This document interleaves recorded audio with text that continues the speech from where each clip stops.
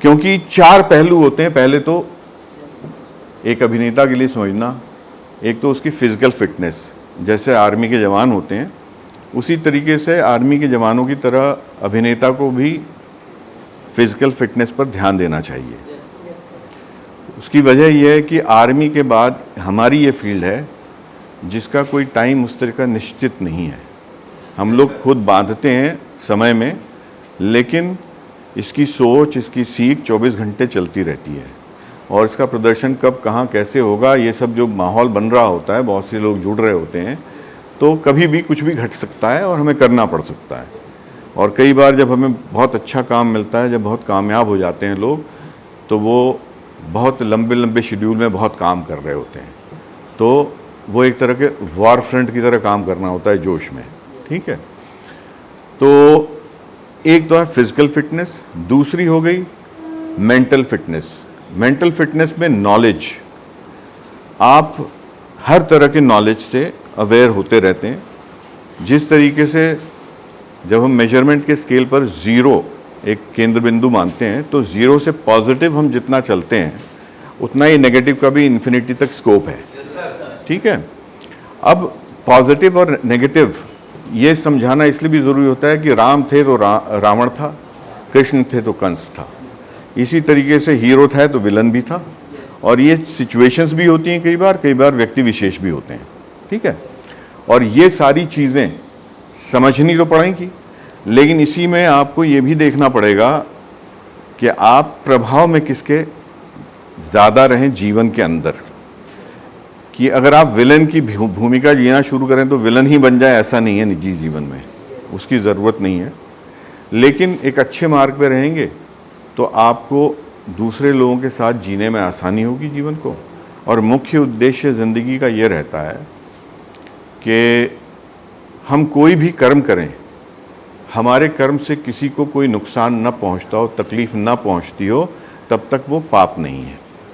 अगर हमारे किसी कर्म से किसी को तकलीफ़ पहुंचेगी तब वो पाप में कन्वर्ट हो जाता है, नेगेटिव चीज़ हो जाती है। ठीक है, तो एक तो जब भी आप कला के क्षेत्र में काम कर रहे हो तो लगातार इस चीज़ को तो समझिएगा कि यहाँ पे कंपटीशन की भावना मत रखिए। बहुत से लोग कहते हैं यार बड़ी कॉम्पिटिटिव फील्ड है, मैं ऐसा नहीं समझता हूँ। उसकी वजह क्या है कि हम सबका चेहरा अपने आप में एक ही है। ये भगवान का चमत्कार है और एक ही चेहरा है आप लोगों का। थोड़ी बहुत रिजेम्बलेंस कहीं किसी की हो सकती है किसी से, मगर फिर भी फ़र्क रहता है।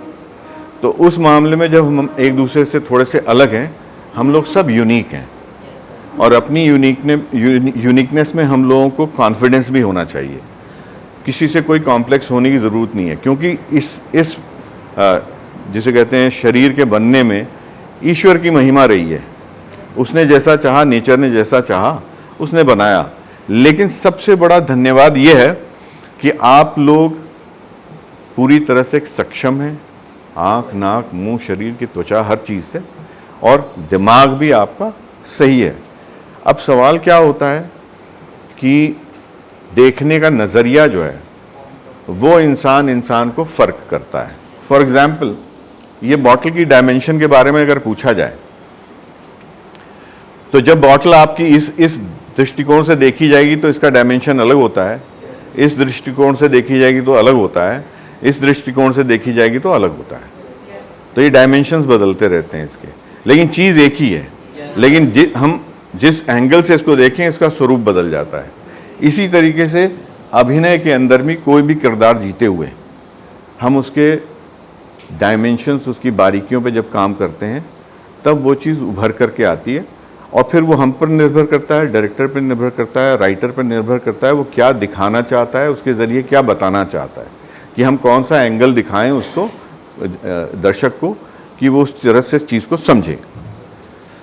तो ये तो होगी मानसिक बातें। और इसी में मानसिक तौर पर जो है आपको दुनिया में क्या हो रहा है, ब्रह्मांड में क्या हुआ, ब्रह्मांड कैसे बना, इसकी रचना से लेकर ये सारे ज्ञान महत्वपूर्ण होते हैं कलाकार के लिए। क्योंकि कई बार ऐसी लिखी हुई चीज़ें आती हैं डायलॉग्स वगैरह में, जिसको अगर आप समझते होंगे तो उसके अंदर जब डूब के आप काम करेंगे तो उसकी अभिव्यक्ति जो है एक अलग नज़रिया देगी लोगों को। लेकिन अगर आप सिंपल लाइन बोल के चले जाएंगे तो उसकी गहराई नहीं आ पाएगी। ठीक है, लाइन तो बोल लेंगे आप, लेकिन अगर आप समझ के बोलेंगे, उसको महसूस करके बोलेंगे, तो उसका वज़न अलग होगा। ठीक है, ये तो एक चीज़ हो गई। अब इसी मानसिकता के साथ साथ एक चीज़ होती है मनोविज्ञान, साइकोलॉजिकल एस्पेक्ट। साइकोलॉजी बहुत ज़रूरी है वो भी समझनी।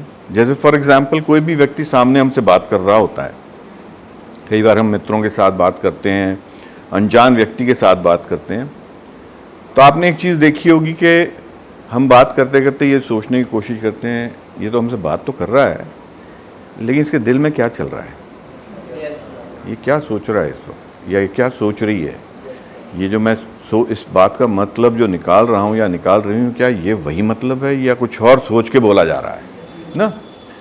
तो जब आप व्यक्ति विशेष के चरित्र को एनालाइज करेंगे साइकोलॉजिकल एस्पेक्ट से विद टाइम, और ये ज़िंदगी के तजुर्बे से आता जाता है। तो जब हम जवान होते हैं, आप लोगों की जैसे उम्र में मैं अपनी बात करता हूँ, मैं बड़ा गुस्सैल किस्म का आदमी था।